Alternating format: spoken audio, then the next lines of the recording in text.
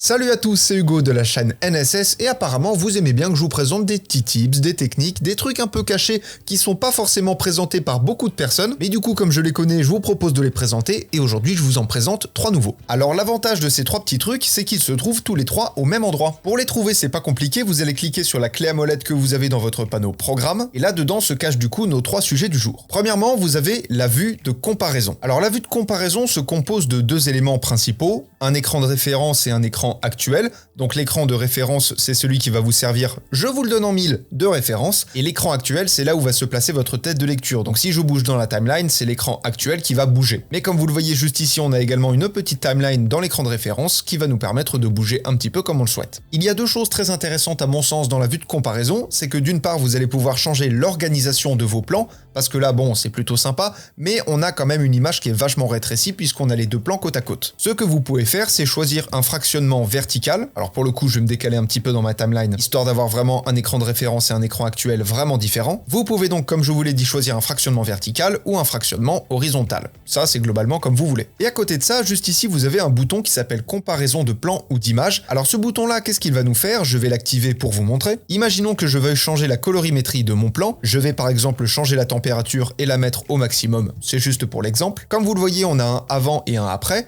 Et pour le coup, mon rush n'a pas bougé sur l'écran d'avant. Il va me montrer mon plan tel qu'il était avant que je fasse certaines actions. Cependant, il y a quelque chose où il va falloir faire très attention. Du moment où vous allez déplacer votre tête de lecture, le logiciel considère que vous avez fini vos modifications, que vous n'avez plus besoin du plan d'avant, et donc il va vous l'adapter pour vous mettre le plan actuel. Et bien évidemment, si vous refaites une modification, pour le coup, on garde le même principe, le avant, le après, vous changez la place de votre tête de lecture, ça s'adapte, etc. Voilà, ça c'était le premier truc caché. La deuxième chose qui est un élément caché dont je suis sûr vous n'avez jamais entendu parler, c'est l'indicateur des images perdues. Alors toujours dans la clé à molette, juste ici vous avez donc affiché l'indicateur des images perdues, et comme vous le voyez au moment où on clique dessus, juste ici on a un petit rond de couleur qui s'est activé, et quand on laisse le curseur de notre souris dessus, il nous indique 0 image perdue pendant la lecture. Ça globalement à quoi ça nous sert? Ça va nous servir à être averti si on a des images qui sont perdues effectivement durant notre montage, et ça va également nous indiquer qu'en Premiere Pro a un petit peu de mal, soit parce que le montage est vraiment complexe, soit parce que le PC n'est pas assez puissant, bref, ça nous indique qu'il y a un problème. Par exemple, si je lis la vidéo sur laquelle j'ai appliqué un certain effet qui est relativement complexe, tout du moins pour Premiere Pro, quand on va lire la vidéo, pour l'instant notre indicateur reste vert, mais très rapidement il va passer au jaune et il va m'indiquer qu'il y a des images perdues.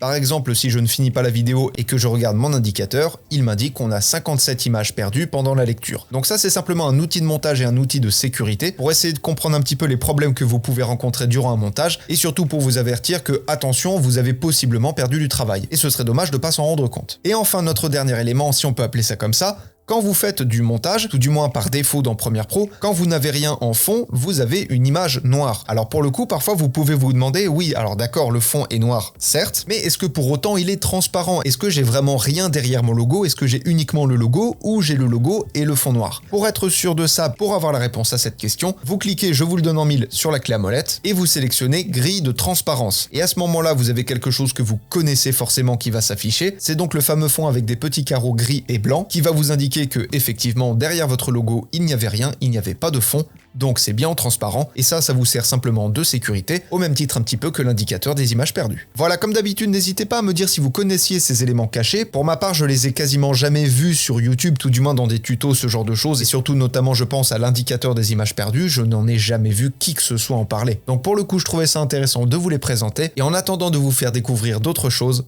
apprenez, utilisez et progressez dans vos montages. Je vous fais des bisous et à plus.